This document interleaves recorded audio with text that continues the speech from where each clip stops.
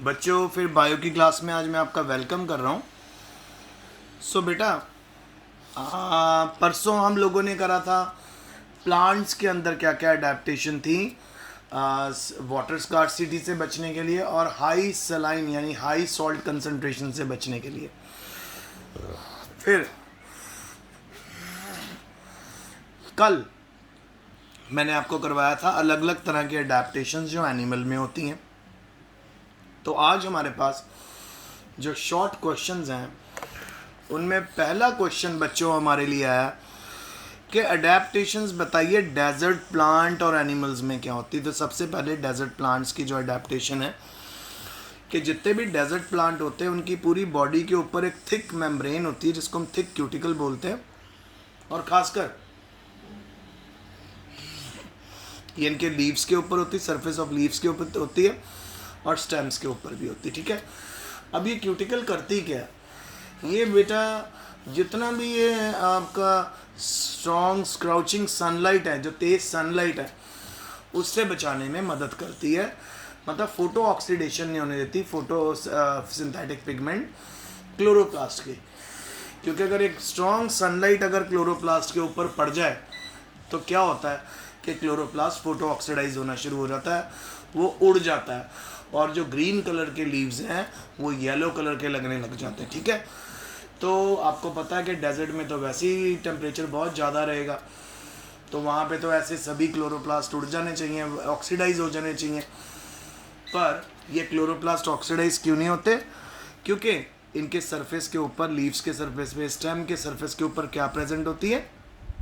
Thick cuticle present होती है। Number आगे चलते हैं। आगे नेक्स्ट पॉइंट आपको बता रहा है कि जो डेजर्ट प्लांट होते हैं उनकी जो स्टोमेटा होती है वो संकन स्टोमेटा होती है। संकन स्टोमेटा क्या करती है कि ये इस तरह से काम करती है कि ट्रांसपिरेशन के रेट को बिल्कुल कंट्रोल कर देती है, लॉस ऑफ वाटर को कंट्रोल कर देती है।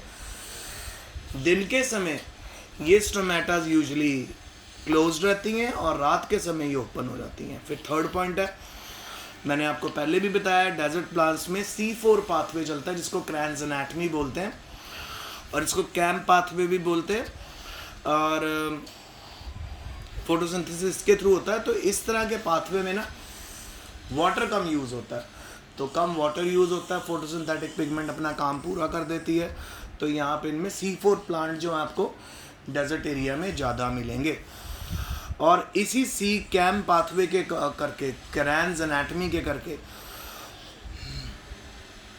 जो स्टोमेटा होती हैं वो रात को खुलती हैं और डे टाइम में हमेशा बंद रहती हैं। फिर बेटा नेक्स्ट पॉइंट है कि जितने भी लीव्स होते हैं वो स्पाइन्स में कन्वर्ट हो जाते हैं, थॉर्न्स में कन्वर्ट हो जाते हैं, और ये भी क्या करता है? रेट ऑफ ट्रांसपिरेशन को कंट्रोल करते हैं। फिर उसके बाद जो लीव्स फॉल भी हो जाते हैं ट्रांसपिरेशन के रेट को रिड्यूस करने के लिए, यानी अगर किसी प्लांट में लीव ज़्यादा लग गए तो with the passage of time वो फॉल भी कर जाएंगे। इस तरह के लीव्स जो फॉल कर जाते हैं उनको हम कहते हैं डेसिडुअस लीव्स। ठीक है, फिर ये तो थी जी प्लांट में अडेप्टेशन। ज़रा एनिमल्स में देखें डेजर्ट में क्या क्या अडेप्टेशन आई हैं। सबसे पहले ऐसे एनिमल्स की जो स्किन होती है बड़ी हार्ड हो जाती है, कोआर्स हो जाती है, और इनकी स्किन के ऊपर ढेर सारे स्पाइन्स भी प्रेजेंट होते हैं। ठीक है, तो ये मदद क्या करते हैं? इनको वाटर लॉस से बचाते हैं, पसीना नहीं आता ऐसे इनको। फिर डेजर्ट एनिमल जो होते हैं वो अपनी वाटर रिक्वायरमेंट कैसे पूरी करते हैं? By oxidation of fats, fat को ऑक्सीडाइज करके अपनी वो वाटर रिक्वायरमेंट पूरी करते हैं। तो इसी तरह बेटा जो कैमल होता है, कैमल के हम्प के अंदर फैट स्टोर रहती है। तो जब कैमल के हम्प के अंदर फैट स्टोर रहती है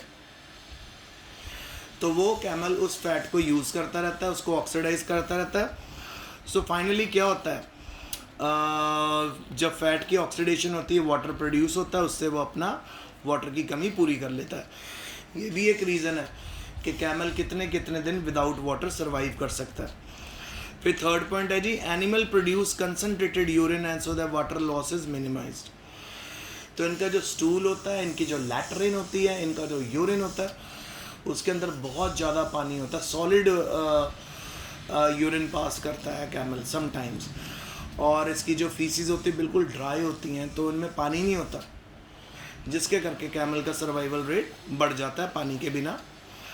फिर उसके बाद जो डेजर्ट के इंसेक्ट होते हैं उनकी पूरी बॉडी के ऊपर वैक्सी कोटिंग प्रेजेंट होती है, वाटर प्रूफ कोटिंग होती है, और इससे भी वो वाटर लॉस से बचे रहते हैं।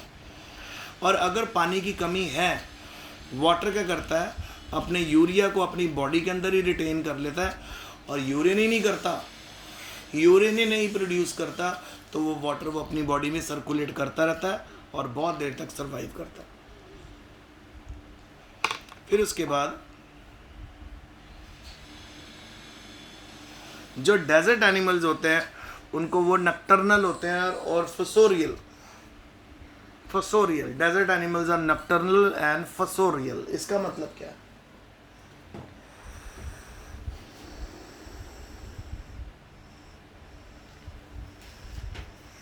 इसका मतलब ये है कि जो डेजर्ट एनिमल होंगे ना बेटा, जब वो निकलेंगे वो रात के समय ही एक्टिवेट होते हैं, इसलिए इनको हम बोलते हैं नक्टर्नल। नक्टर्नल का मतलब जो रात को नाइट टाइम में एक्टिव होते हैं, ठीक है। और फसोरियल ये लंबी लंबी बरोज बना के आसानी से डेजर्ट की हीट से बच जाते हैं। पूरा दिन जब तक सूरज की रोशनी रहती है, जब तक गर्मी रहती है, ये छुपे रहते हैं वहाँ पे, ओके बेटा, उन बरोज में, और रात के समय ये बरोज में से बाहर निकलते हैं।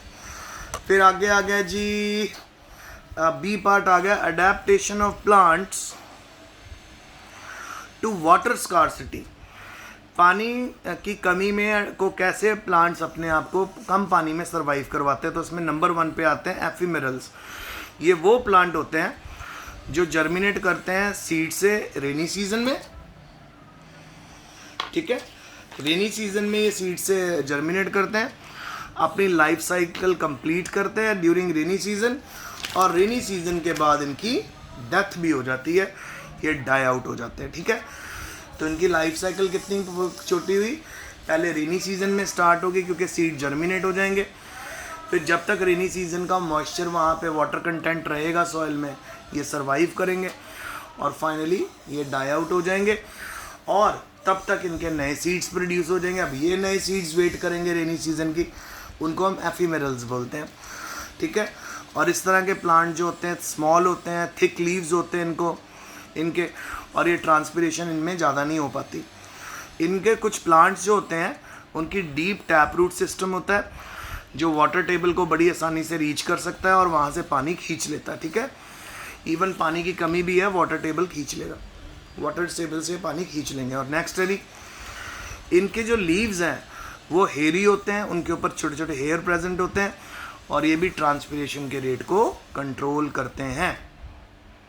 नेक्स्ट, इनके जो लीव्स होते हैं उनके पास रिफ्लेक्टिव सरफेस होता है, और मैंने आपको ऑलरेडी बता दिया था थिक क्यूटिकल होती है जो स्क्राउचिंग हीट जो सन की होती है उसको रिफ्लेक्ट कर देते हैं और सन बच जाता है। फिर उसके बाद है इन प्लांट्स के पास संकन स्टोमेटा होता है ताकि वो ट्रांसपिरेशन के रेट को रिड्यूस करें, और ये जो संकन स्टोमेटा है ये बेटा दिन के समय बंद रहती हैं और रात को ओपन होती है, क्योंकि जितने भी डेजर्ट एरिया होते हैं वहाँ पे नाइट टाइम जो होता है मॉइस्चर से भरा हुआ होता है, भरा तो नहीं होता, विंड कूल होती, बॉडी टेम्परेचर एकदम लो होता है, सो वहाँ पे सर्वाइवल रेट इजी रहता है। फिर बेटा इनकी सक्कुलेंट स्टेम होती है, पानी को स्टोर करने वाली स्टेम होती है, रूट्स होते हैं, लीव्स होते हैं जो अपने अंदर पानी को स्टोर करके रख सकते हैं।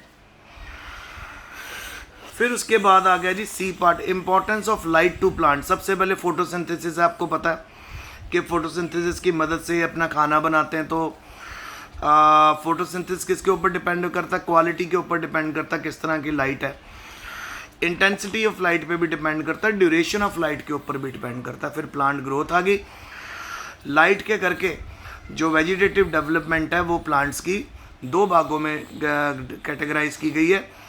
हेलोफाइट्स जो स्ट्रॉन्ग लाइट में ग्रो करते हैं और इनको सन प्लांट्स बोलते हैं, और सीओफाइट जो लो लाइट में ग्रो करते हैं और उनको शेड प्लांट्स बोलते हैं।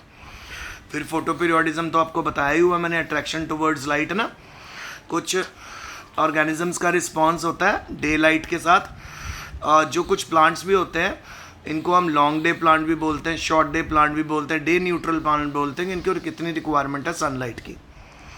फिर ट्रांसपिरेशन भी बेटा पूरी की पूरी लाइट के ऊपर डिपेंडेंट है। जो लाइट है वो ट्रांसपिरेशन को बढ़ावा देती है।